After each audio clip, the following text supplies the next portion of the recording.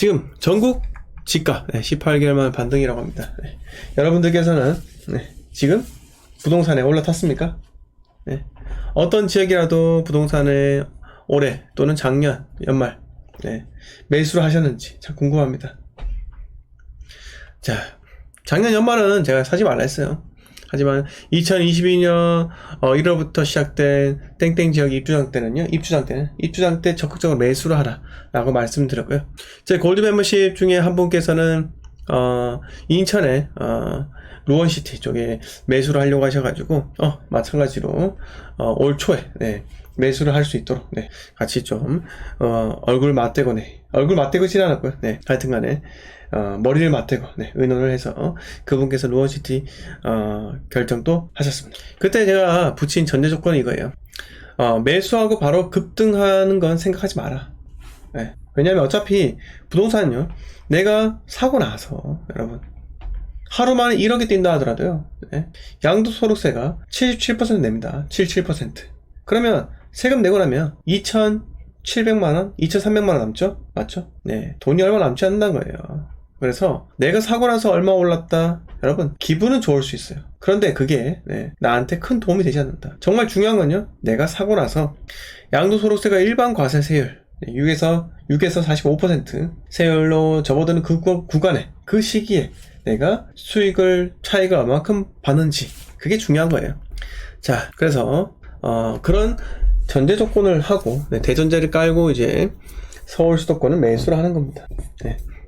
자, 그런데 올해 1월달부터 해서 대구라는 지역은요, 제가 입주장 때 2월달, 4월달, 6월달 계속 말씀드립니다. 그런데 제가 이렇게 대구에 대해서 매수하세요 라고 이야기를 했다 해서 그걸 또 거북해 하시는 분 계십니다.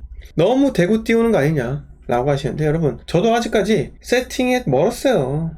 제가 그냥 무작정 매수하러 갑니까? 아니잖아요. 여러분, 대구라는 지역이 상대적으로 저평가되어 있는 지역인지 보시라고요. 부산, 울산, 또 광주, 대전에 비교해서 5개 도시 중에서 얼마큼 저평가되는지 보시라고요. 보고 이야기를 하세요. 제가 투자는요, 읽지 말아야 됩니다. 읽지 않는 게 첫 번째 원칙이고요. 두 번째 원칙은요, 첫 번째 원칙을 지키는 겁니다. 무조건 읽지 않아야 돼요. 그러기 위해서는요, 비싼 게 아니라 싼 걸 잡아야 한다고요. 사이클 투자가 뭔지 아세요? 한 사이클 오르잖아요. 그러면 대구라는 지역의 사이클 한번 먹고요. 그 2년 후에 차익이 있을 거 아니에요? 그때 또 더 싼 지역 갈아타는 거예요.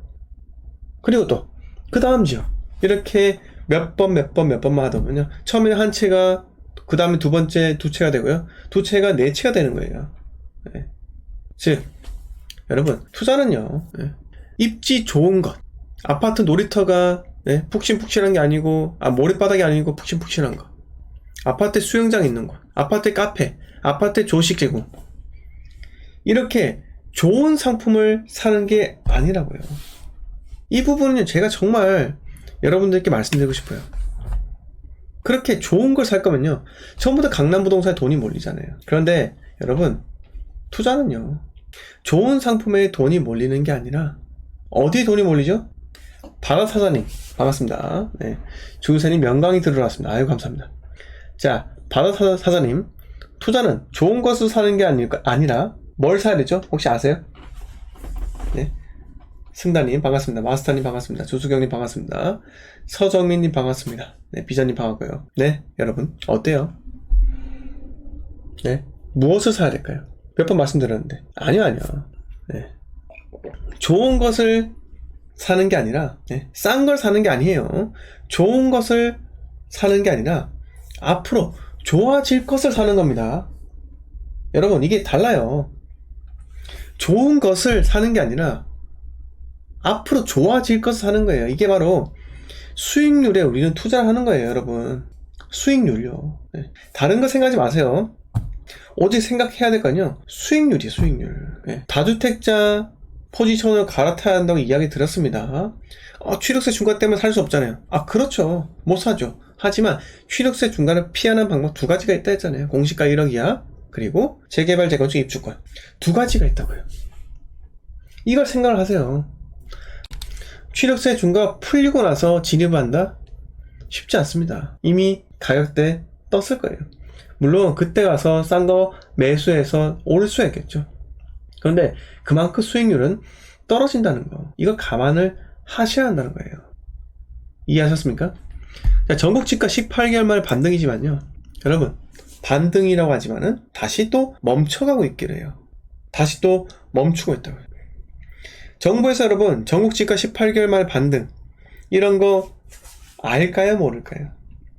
여기서 강남까지 규제지역에서 해제를 시킨다. 그러면 정부는요, 집값이 폭등할 수 있다, 상승할 것이다, 이렇게 상승한다는 추세로 그렇게 보고를 한다고, 정부에서는. 누구한테요? 대통령한테. 그런데 지금 미쳤다고 강남 부동산 풀어줄까요? 절대 할 수가 없습니다. 왜? 여러분, 총선 남아있잖아요. 총선이 입법기관, 즉 입법처 아니겠습니까? 입법. 대한민국 국회의원을 뽑는 거 아니겠습니까? 국회의원 뽑기 전에 집값 폭등시켜보세요. 어떻게 될 것 같으세요? 2020년 꼴 나는 거예요. 2020년 꼴. 그러면 지금 정부는요, 의석수 과반수보다 안 돼서 여소야대 국면 때문에 어떻게 될까요? 힘이 없다라는 거예요. 그거를 고민을 안 할 수가 없다는 거예요. 그래서 아마 제 생각은요, 총선 이후에 취득세 중과를 풀어줄 가능성이 없고, 만약에 총선 이후에 풀어준다? 그러면 여러분들이 갖고 있는 그 아파트들, 또는 갖고 있으면 다행이겠죠. 그런데 저는 총선 이후까지 기다려볼래요, 이렇게 하락론자의 말을 듣고 계속 맹신하다가 시간이 질질 끈다. 그럴 경우 어떻겠습니까? 후회를 할 수 있다는 거예요. 미래는요, 저도 예측은 하지만요, 제 예측이 모두 다 맞아떨어질 거라 생각하지는 않습니다. 그렇게 말씀드리고 싶어요. 미래는 예측할 수는 있지만요, 그게 전부 다 맞아떨어질 수는 없는 겁니다. 이렇게 말씀을 드리고 싶어요. 그래서 앞으로 우리가 어떤 방향으로 가야 될지는요, 여러분 주말에 곰곰이 생각을 해보세요. 전국에서 집값이 들썩들썩합니다. 그런데 들썩들썩 하지 않는 지역을 매수하면 되는 거예요.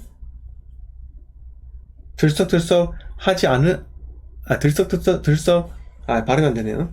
들썩이지 않는 지역을 매수하면 되는 거고요. 그리고 취득세 중과를 피할 수 있는 그런 상품들이 많은 곳에 베팅을 하는 겁니다.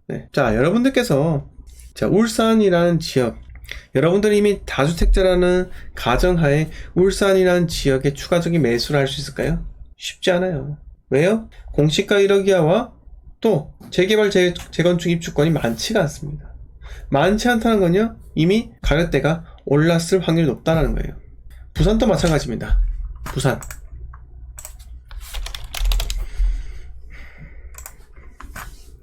자, 부산에 예를 들어서 아파트 분양권 한번 쳐볼까요? 여기 세대수가 한 500세대 정도? 이렇게 해볼까요? 자, 양정 자이더샵 SK뷰 보세요. 38사 타입 볼까요? 자, 피가 4천이에요. 탁 트인 귀한 남향세대, 양도세 매수부담. 양도세 매수부담이에요. 살 수 있겠습니까?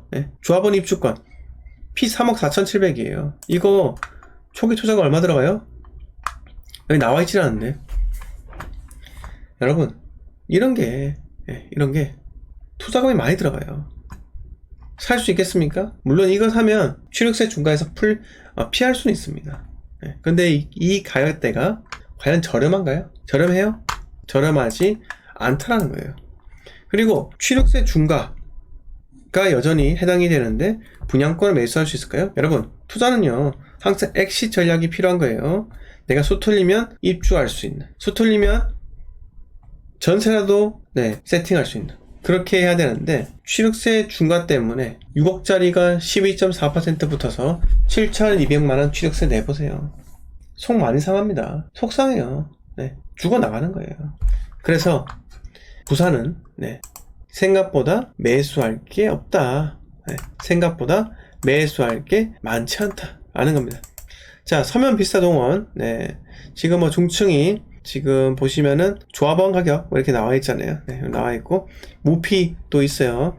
서면은 여기 있는데 왜 여기 서면 비슷해요? 네, 이름이 참 이게 가야역 앞이기 때문에 가야역 뭐 비스타 동원 이렇게 해야 되는 거 아닌가? 네, 아무튼 생각이 들고요. 서면에서 하나, 두 정거장이 떨어졌는데 네. 가야역이라고 해야 되는 거 아닌가요? 네. 자, 그리고 대형 프로듀어 클라센트 이런 거 보세요. 74제곱미터가 매매가가 1억이에요. 중개사 아줌마 왜 그래요? 네. 1억짜리 팔 거예요. 네. 자, 5억 6,700, P가 6,500입니다. 74 대형 프로듀어 클라센트. 네. 흐르지오? 네, 흐르지오라는 말 참 웃기더라고요. 자, 데프클. 네. 데프클은요, 이렇게 위치에 있고요. 뒤편에 대연 DIL이 있습니다. 뭐, 데프클이, 네, 보시면은, 거리뷰를 한번 보면은, 요래요. 네. 아이고야. 경사가 좀 져있죠? 네. 경사가 져있고, 앞에는 상권이 참 잘 안 되어 있습니다. 네. 자, 그래서 주거지로서의 가치가 그렇게 높지는 않아요. 높지는 않고요. 그래서 이런 거 매수할 수 있겠냐고요. 네. 재개발, 재건축 단지가 많은 곳, 그런 곳을 네. 우리는 선택을 하는 게 맞아요. 네. 왜? 취득세 중과를 피할 수 있으니까요. 자, 질문도 해주세요. 그리고 저는 가급적이면 제가 말씀드리는 게 리스크를 제거하라고 말씀드리잖아요. 그러면 투자해서 리스크 제거하는 게 뭡니까? 특히 입주 물량이 가장 중요한데 입주 물량이 그렇게 많아 보이지 않더라도 신도시가 입주를 할 때 정말 조심해야 돼요. 왜냐면 많은 사람들이 신도시에 청운의 꿈을 안고 입주를 합니다. 그러면 신도시가 빨아당기는 이 블랙홀이죠. 엄청나게 무서워요. 네. 자, 배짜기 먹지님께서 우암동 두산 분양권 완판 어떻게 보시는지. 근데 저는 뭐 그게 중요치 않다 생각해요. 이제는 확실하게 더 떨어지기는 조금 힘든 구간은 왔어요. 그래서 근데 그 완판이 과연 부산 부동산을 견인할지, 네, 그게 참 의문이긴 한데 저는 그것보다는 부산이 언제 올라갈 것인가 보다는 차라리 그냥 에코델타시티 입주할 때 에코델타시티를 매수하는 게 낫지 않겠나 라는 생각이 듭니다. 만약에 에코델타시티가 가격이 떨어지지 않아서 좀 그런데요 라고 하면요, 더 싼 거 그 근처에는 명지를 사면 되지 않겠습니까? 네. 자, 토피님께서 형님 진주 부동산 관련 상담받고 싶습니다 이렇게 하셨는데, 네, 개인 상담도 있어요. 네, 전화로 상담은 안 되고, 네, 카카오 1대1 네, 톡방 상담이 가능하고요. 저한테 메일로 네, 이메일 보내주시면 네, 상담이 가능합니다.